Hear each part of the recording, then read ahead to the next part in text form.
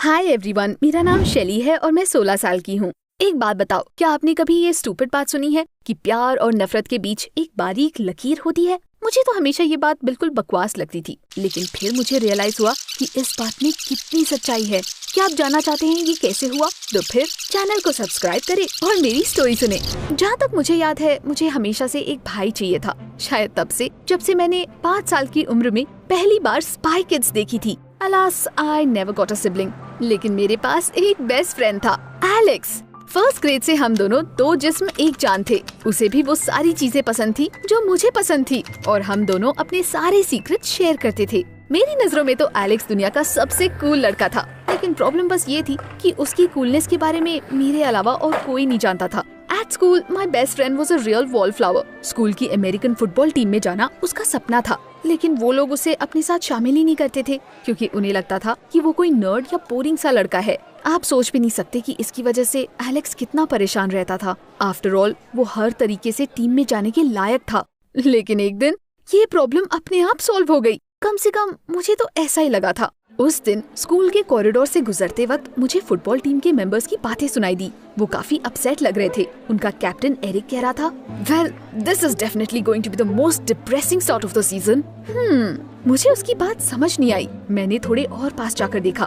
फिर मुझे पता चला कि वो किसी प्लेयर के घर सीजन की स्टार्टिंग सेलिब्रेट करने का प्लान बना रहे थे, लेकिन अहम मौके पर उनके पेरेंट्स ने ना कर दिया। तो फिर क्या था, उनके पास पार्टी करने के लिए कोई जगह नहीं थी। उसी वक्त मेरे दिमाग में एक ब्रिलियंट आइडिया आया। मैं कुछ सोचे समझे बिना तुरंत उनके पास गई और चिल्ला कर कहा, हेलो, तुम्हें पार्टी के लिए जगह चाहिए ना? सारे प्लेयर्स मुझे हैरान होकर देखने लगे, लेकिन कुछ सेकंड बाद एरिक ने जवाब दिया, हमें जगह चाहिए। मैंने किसी तरह हिम्मत जुटाकर आगे कहा, कम टू एलेक्सिस प्लेस, वो बहुत अच्छी पार्टीज देता है और उसके पेरेंट्स भी घर पर नहीं है। शुरू में उन्हें समझ नहीं आया कि मैं किसकी बात कर रही हूँ, लेकिन मैंने जल्दी जल्दी उन्हें सब कुछ समझाकर उसके घर का रास्ता बता दिया और अपना फोन नंबर भी दे दिया। और उसके बाद मैं खुशी से उछलते हुए अपने फ्रेंड को ये ऑसम न्यूज देने के लिए कैंटीन पहुंची। एलेक्स, तुम्हें यकीन नहीं होगा कि अभी अभी क्या हुआ। मैंने पूरी फुटबॉल टीम को तुम्हारे घर पार्टी के लिए इनवाइट कर लिया है। एंड गेस व्हाट, वो तो राजी भी हो गए हैं। उस वक्त मैं खुशी से फूली नहीं समा रही थी, लेकिन मेरे फ्रेंड का रिएक्शन वैसे नहीं था जैसे मैंने सोचा था। उसका चेहरा तो गुस्से से लाल हो गया था। शैली, व्हाट वर यू थिंकिंग? उसने कांपती हुई आवाज में पूछा, क्या मैंने तुम्हें ऐसा करने के लिए कहा था? मुझे ऐसा लग रहा था कि मेरे साथ कितना गलत हो रहा है। एंड सीरियसली, मैं वहाँ पर फूट कर रोना चाहती थी। मैं तो बस एलेक्स का सपना पूरा करने में उसकी हेल्प करना चाहती थी, लेकिन बदले में मुझे थैंक यू की जगह उसका गुस्सा झेलना पड़ रहा था। मैं दुखी होकर कैंटीन से बाहर निकल गई। उस वक्त मैं एलेक्स की शक्ल भी नहीं देखना चाहती थी। बाद में जब मेरा गुस्सा थोड़ा शांत हुआ तो नेक्स्ट ब्रेक के दौरान मेरे फ्रेंड ने मुझे बताया कि उसने वैसे क्यों रिएक्ट किया।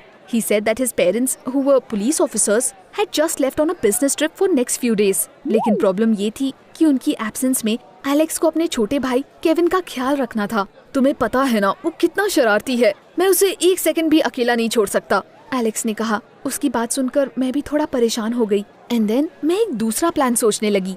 मैंने एलेक्स से प्रॉमिस किया कि पार्टी में मैं केविन का ख्याल रखूंगी and I will see to it कि गेस्ट कुछ गड़बड़ ना करे। कुछ घंटे मनाने के बाद एलेक्स फाइनली मान गया। अगले दिन मैं सुबह जल्दी उठकर एलेक्स और उसके भाई के साथ स्टोर गई, जहां हमने अपनी पॉकेट मनी से कुछ स्नैक्स खरीदे।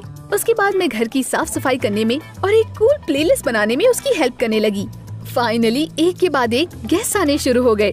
शुरू में सब कुछ अच्छा चल रहा था। मैं रूम में केविन के साथ खेल रही थी और एलेक्स फुटबॉल टीम के लड़कों से जान पहचान बढ़ा रहा था। उसे प्लेयर्स के साथ हंसी मजाक करते देखकर मैंने तो उसे टीम के नए प्लेयर की तरह इमेजिन भी कर लिया था। लेकिन अचानक फर्स्ट फ्लोर से जोर से कुछ टूटने की आवाज सुनाई दी। मैं भागते हुए वहाँ गई और मुझे अपनी आंखों पर यकीन नहीं हुआ। 3 guys were looking at me guiltily and a shattered crystal vase was lying on the carpet. चारों तरफ देखने पर मुझे रियलाइज हुआ कि जब एलेक्स स्टोर से दोबारा स्नैक्स लाने गया तो गेस्ट ने उसके पूरे घर को कबाड़ा बना दिया था। फ्लोर पर कुछ फैमिली फोटोज, एक वैल्यूएबल पेंटिंग और टूटे हुए कांच पड़े थे। ये तुमने क्या किया?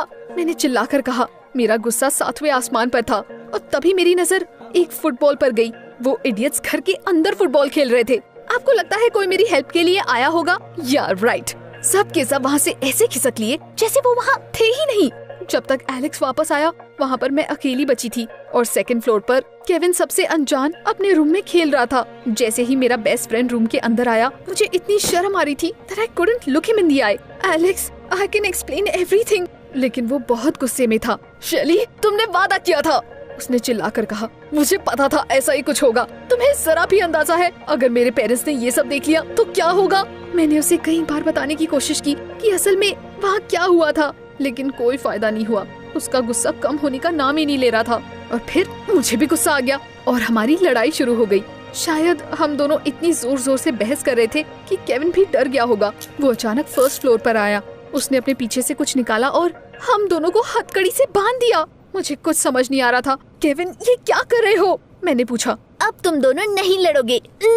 इतना कहकर केविन अपनी जीभ निकालकर हमें चिढ़ाने लगा। Kevin, take this thing off right now और you will get it. Alex इतनी जोर से चिल्लाया कि मैं भी डर गई। केविन अचानक जोर जोर से रोने लगा और दूसरे रूम में भाग गया।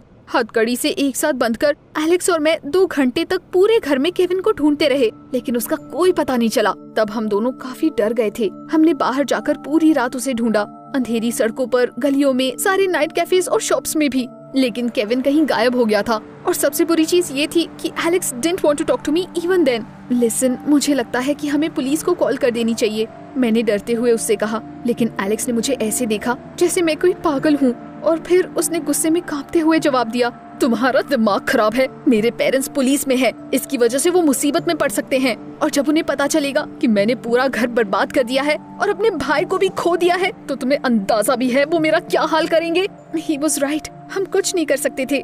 उसके बाद हम घर वापस चले गए और किसी मिरेकल का वेट करने लगे। मैंने अपने पेरेंट्स से झूठ बोल दिया कि मैं अपनी गर्लफ्रेंड्स के घर रुकी हूँ और अगले दिन एलेक्स और मैं हमेशा की तरह स्कूल गए। असल में हमारा स्कूल जाने का बिल्कुल भी मन नहीं था, लेकिन उस दिन हमारा एक इम्पोर्टेंट एग्जाम था। You might be wondering how we managed to hide our little secret from the teachers. Well, ये आसान था।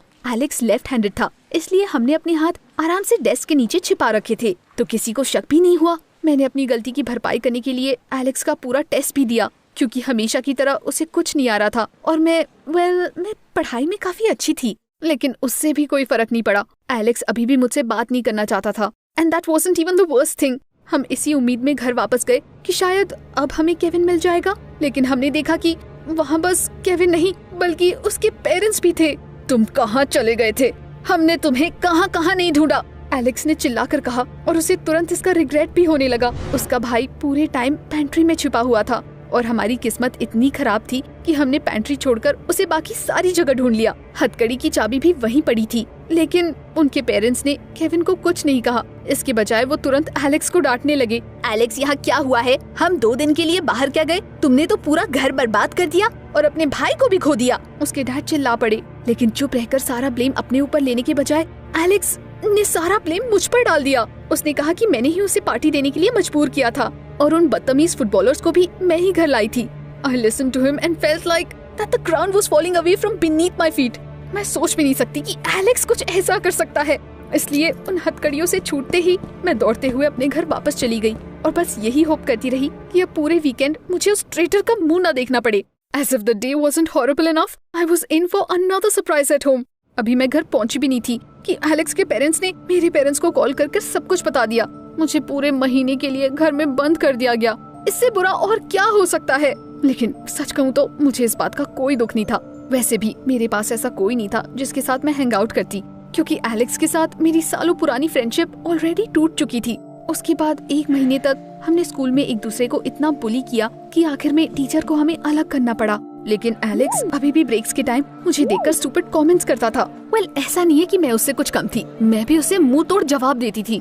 और फिर एक दिन जब मैं स्कूल के कॉरिडोर से होते हुए जिम क्लास जा रही थी तो मैंने देखा कि फुटबॉल टीम के लड़के एलेक्स को घेर कर खड़े हैं। मैं डर गई क्योंकि मुझे लगा कि वो उसे हर्ट करना चाहते हैं, लेकिन फिर मैंने उन्हें कहते सुना, डूड, क्या तुम हमारे साथ खेलना चाहते हो? तुम्हारी पार्टी सच में बिल्कुल ऑसम थी। It would be cool to hang out with you again. मुझे अपने कानों पर यकीन नहीं हुआ, यानी मैं बिल्कुल सही थी। उसके बाद मैं इतराते हुए उनके सामने से गुजर गई और मैंने उन्हें पलट कर भी नहीं देखा। मुझे उम्मीद थी कि शायद अब एलेक्स को अपनी गलती का एहसास होगा और इसके बाद वो आकर मुझसे माफी भी मांगेगा। एंड वैसा ही हुआ। उस दिन फूलों के बुके के साथ मेरे दरवाजे पर आकर खड़ा हो गया एलेक्स और मुझसे माफी मांगने लगा। He said that he was incredibly grateful and had realized how terrible he had been acting. सच कहूँ तो मैं अभी भी थोड़ी सी हर्ट तो हूँ, लेकिन वो मेरा बेस्ट फ्रेंड था और मैं उसके लिए खुश थी। आफ्टर ऑल मैंने भी उस पर काफी प्रेशर डाल दिया था और अपना वादा भी पूरा नहीं किया। इसलिए टू बी फेयर, जो कुछ भी हुआ उसमें हम दोनों की गलती थी। उसके बाद एलेक्स और मैं फिर से दो जिस्म एक जान बन गए। और अब अगर हम पार्टीज देते हैं तो इस बात का ख्याल जरूर रखते हैं कि कोई अपने साथ फुटबॉल लेकर ना आए। नीचे कमेंट्स में बताएं, क्या आपका कभी अपने बेस्ट फ्रेंड से झगड़ा हुआ है?